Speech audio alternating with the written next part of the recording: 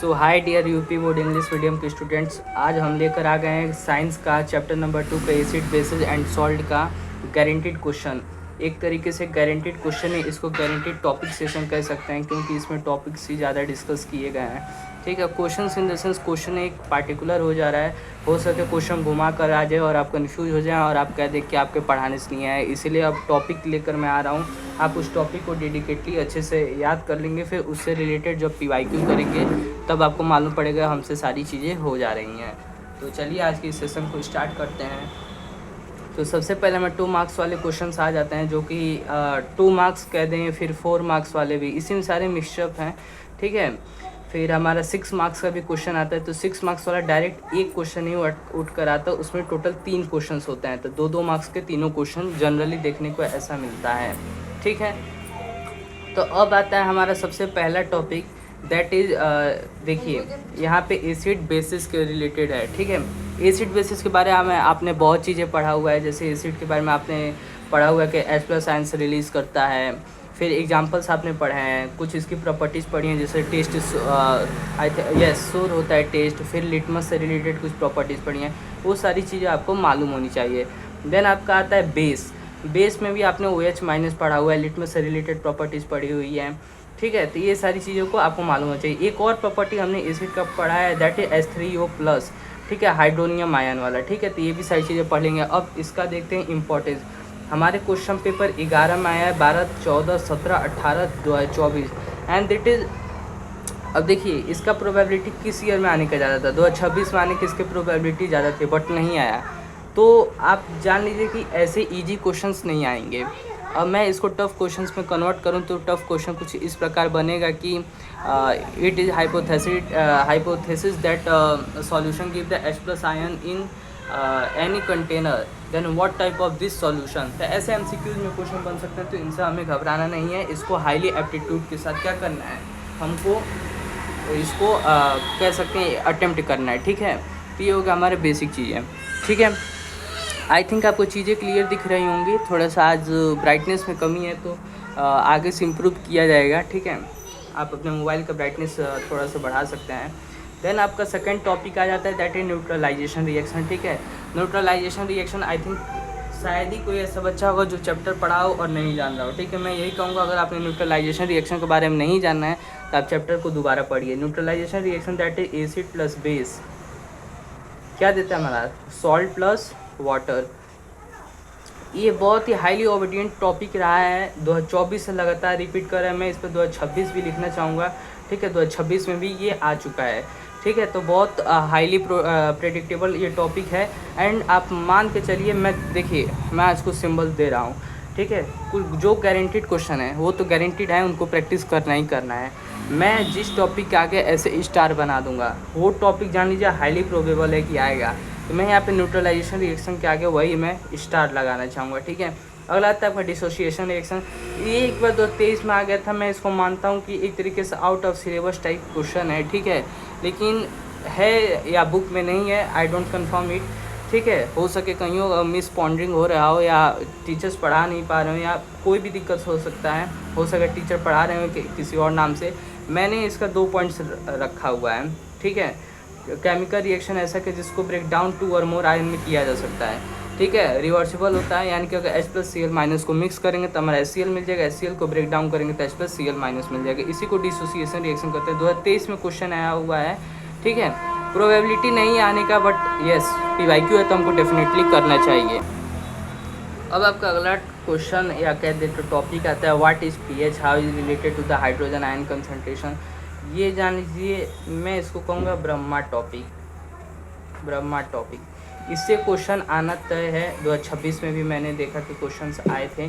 ठीक है, तो 2026 में भी क्वेश्चन आया था एंड 2027 में भी ये प्रोबेबल है क्वेश्चन। 2027 में भी ये क्वेश्चन प्रोबेबल है। पीएच से रिलेटेड टॉपिक आप बहुत अच्छे से कंसंट्रेट होकर पढ़ लेना। पीएच, न्यूट्रलाइजेशन रिएक्शन, इस चैप्टर के कुछ बहुत इंपॉर्टेंट टॉपिक्स होते हैं। ठीक है, अब अगला हमको देखने को मिलता है सॉल्ट से रिलेटेड, दैट इज सॉल्ट में हमारा ब्लीचिंग पाउडर होता है, baking soda, washing soda and POP, that is plaster of Paris. एक और हमको चीज़ देखने को मिलता है, दैट इज तो हमारा जो ब्लीचिंग पाउडर होता है। ठीक है, मैं बता रहा था कॉमन सॉल्ट के बारे में, ठीक है, कॉमन सॉल्ट, इसके बारे में क्वेश्चन नहीं आता, बस आप इसको जानने के लिए जान सकते हैं या MCQ के लिए जान सकते हैं, ठीक है। एक और हमारा सॉल्ट का टाइप आता है, that is caustic soda. Caustic soda, इसको भी आप पढ़ लीजिएगा, एक तरीके से कह देते इम्पॉर्टेंट है, ठीक है, उतना रिपीटेटिव नेचर नहीं रखता है, लेकिन हो सके आ जाए तो आप एक बार ज़रूर सिंपल रीडिंग ज़रूर करेंगे, क्योंकि अभी टाइम बहुत है तो आप इसे भी ज़रूर पढ़ लेंगे। बाकी ऐसे इंपॉर्टेंट में बात करें तो हमारा ब्लीचिंग पाउडर है 2018, 20, 25, 24, यहाँ पे 26 भी लिख लीजिए आया था। बेकिंग सोडा बिल्कुल इंपॉर्टेंट है। Washing soda, POP is most important, ठीक है, POP is most important topic. Baking soda भी मोस्ट इम्पॉर्टेंट हो जाता है हमारा, ठीक है। वॉशिंग सोडा में इसका जो फॉर्मूला याद रहना चाहिए Na2CO3.10H2O, ठीक है, वेरी इंपॉर्टेंट हो जाता है MCQ के लिए। दूसरा टाइप का क्वेश्चन आता है, एक आता है ऐसा हमारा थ्योरेटिकल में क्वेश्चन लिखकर, ठीक है, 2 नंबर में आ जाएगा, 4 नंबर में आ जाएगा, 6 नंबर में जनरली इस टाइप के क्वेश्चन देखने को मिलते हैं, या इस टाइप के क्वेश्चन देखने को मिलते हैं हमारे, ठीक है। अब एक टाइप आता है MCQ वाला, तो MCQ में इसी थ्योरेटिकल पार्ट से MCQ बना दिया जाता है। बाकी इस टाइप के क्वेश्चन आते हैं जिसमें हमको फिल इन द ब्लैंक करने रहते हैं। जैसे अगर POP है, POP को हम लोग क्या जानते हैं ना, POP में क्या होता है, CaSO4.12H2O, ठीक है। अब हमको कह रहे हैं यहाँ पे क्या ऐड इसमें करेंगे तो ये जिप्सम बन जाएगा। जिप्सम में हम जिप्सम का भी फार्मूला जाने CaSO4.2H2O होता है। तो यहाँ पे अगर half molecule of water add करेंगे तो ये भी हमारा फिर 1 मॉलिक्यूल बन जाएगा।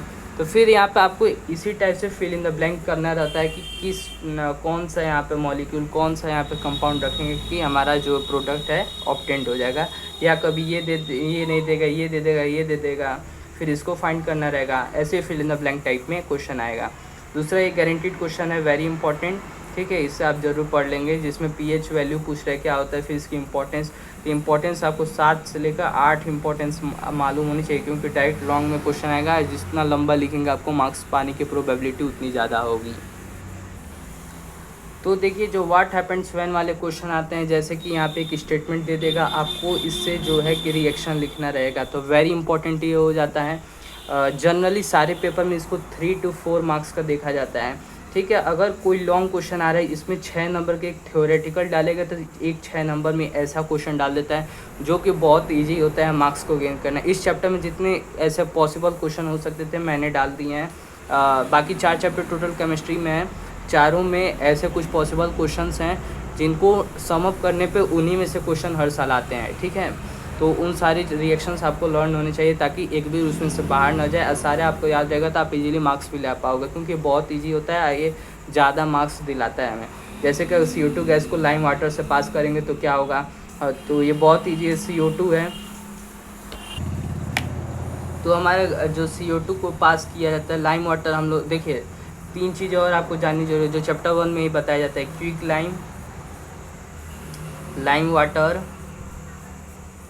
लाइम वाटर, ठीक है। ये सारी चीज़ें आपको मालूम पहले से होनी चाहिए चैप्टर 1 में, और इसको डिटेल में आपने पढ़ रखा होगा, ठीक है। ये रिएक्शन भी चैप्टर 1 का ही है बेसिक, ठीक है। ड्राई लाइम वाला क्वेश्चन आप देख सकते हैं, जिप्सम हीट होगा तो क्या होगा, हीट होने पे यहाँ पे मान लीजिए CaSO4.2H2 है तो CaSO.12H2O में ब्रेक हो जाता है, ठीक है। या जाना सोडियम वाटर के साथ रिएक्ट करेगा तो सोडियम हाइड्रोक्साइड बनाएगी। ये सारी आपने रिएक्शंस पढ़ रखी हैं जो कि बहुत इंपॉर्टेंट होती हैं। इसमें से ये नहीं है कि 2013 में आया तो 2027 में नहीं आएगा, बिल्कुल आ सकता है, क्योंकि ये रिएक्शंस ऐसी हैं जो सारी चैप्टर से बनाए गए हैं, ठीक है। Effect of temperature I think आपको क्लियरली विजिबल होगा, तो आप इजीली इसको स्क्रीनशॉट कर सकते हैं जो भी रिएक्शंस हैं, और आप इनको प्रैक्टिस कर सकते हैं, ठीक है। ये सारे रिएक्शंस हैं। कुछ नीचे बहुत ज़्यादा इंपॉर्टेंट रिएक्शंस दी गई हैं, जैसे सोडियम बाइकार्बोनेट वाला है या क्लोरीन गैस पास करने वाला है, फिर सोडियम बाइकार्बोनेट HCl के साथ दिया हुआ है, फिर हमारा जो कैल्शियम हाइड्रोक्साइड के साथ है, ये सारे वगैरह रिएक्शंस बहुत इंपॉर्टेंट हो जाते हैं, ठीक है। यहाँ पे लास्ट में भी एक रिएक्शन दिया गया है, ये भी बहुत इंपॉर्टेंट है, ठीक है। अब यहाँ पे आपकी सारी क्या क्या चीज़ें कंप्लीट हो गई, यहाँ पे आपके रिएक्शंस जितने बन सकते हैं चैप्टर से पॉसिबल सारे कंप्लीट हो गए, थ्योरी जितनी पॉसिबल्स हैं सारी कंप्लीट हो गई। अब MCQ की बात है, ये आपके PYQ से क्लियर हो जाएगा, ठीक है। अब PYQ के लिए आपको कोई क्वेश्चन बैंक नहीं लेना है, ठीक है। तो देखिए सबसे पहले इस चैप्टर का कोई क्वेश्चन सॉल्व कैसे करना है, ठीक है। सबसे पहले आपको पूरा चैप्टर याद होना चाहिए, ठीक है, तभी आपको क्वेश्चंस होने वाले हैं। चैप्टर नहीं याद है कुछ नहीं हो पाएगा, चैप्टर पूरा लर्न होना चाहिए। फिर जितने क्वेश्चन बताऊँगा अगर इतने सॉल्व कर लेते हैं दैट इज़ इनफ, इसके बाद कोई क्वेश्चन नहीं सॉल्व करना है, ठीक है। उसके बाद एनसीईआरटी मस्ट है, क्योंकि ये क्वेश्चंस के बाद अगर पेपर टफ भी आ जाता है तो आप एनसीईआरटी प्लस ये क्वेश्चन क्लियर होगे पीवाईक्यू के सब्लिमेशन से, तो आपका बहुत बेस्ट आउटपुट निकल पाएगा, ठीक है। बट कुछ चीज़ें देखी जा रही हैं, जैसे कॉम्पिटेंसी बेस्ड क्वेश्चन 2026 के मॉडल पेपर में था बट पेपर में नहीं आया था। क्वेश्चन पेपर में कॉम्पिटिशन टाइप क्वेश्चन बहुत कम थे, कई सेट में था ही नहीं। बट ये हाईली पॉसिबल है कि 2027 का क्वेश्चन पेपर के सारे सेट्स में कॉम्पिटेंसी बेस्ड क्वेश्चन होंगे। तो वो क्वेश्चन कहाँ से यूपी बोर्ड बनाया था, वो क्वेश्चन बनाया था एग्जाम्पलर बुक से, ठीक है। तो एग्जाम्पलर बुक में सारे क्वेश्चन रेलेवेंट नहीं है, जितने क्वेश्चन रेलेवेंट है आपको चैनल के पोस्ट सेक्शन में धीरे धीरे अपलोड होने मिलेंगे, ठीक है। एग्जाम्पलर को सारे चैप्टर के क्वेश्चन जो रेलिवेंट है मैथ्स और साइंस के, ठीक है, केवल वो रेलिवेंट क्वेश्चन। जैसे कार्बन एंड कंपाउंड में एक ऐसा क्वेश्चन था जो कोई टीचर आज तक सॉल्व नहीं कराया था बट वो एग्जाम्पलर में क्वेश्चन था, ठीक है। तो उन सारे क्वेश्चंस को आपको सॉल्व करना है जो चैनल के पोस्ट सेक्शन में अपलोड हो, वही इंपॉर्टेंट है, क्योंकि सारे करने बैठेंगे सारे रेलिवेंट नहीं है, क्योंकि उससे बेसिक परस्पेक्टिव से है सारे क्वेश्चन, ठीक है। दूसरी बात है कोई आपको क्वेश्चन बैंक नहीं खरीदना है, ठीक है। इसी चैनल पर आपको अक्टूबर से पीवाईक्यू कराया जाएगा, ठीक है। तो ये सारी बेसिक चीज़ें अगर आप इतने कर लेते हैं तो आपका चैप्टर 100% क्लियर। आप किसी भी ईयर का पीवाईक्यू उठा लीजिए, आपको सारी चीज़ें सॉल्व हो पा रही होंगी, ठीक है। जब आप इतनी चीज़ें कर लेंगे अक्टूबर से, जब आप लोग फुल लेंथ का एक क्वेश्चन पेपर देखेंगे तब आपको समझ आएगा कि आपसे सारी क्वेश्चंस बन रहे हैं। चलिए थैंक यू। अगर वीडियो अच्छा लगा तो आप लाइक करिए, चैनल को सब्सक्राइब करिए एंड शेयर करिए। Thank you.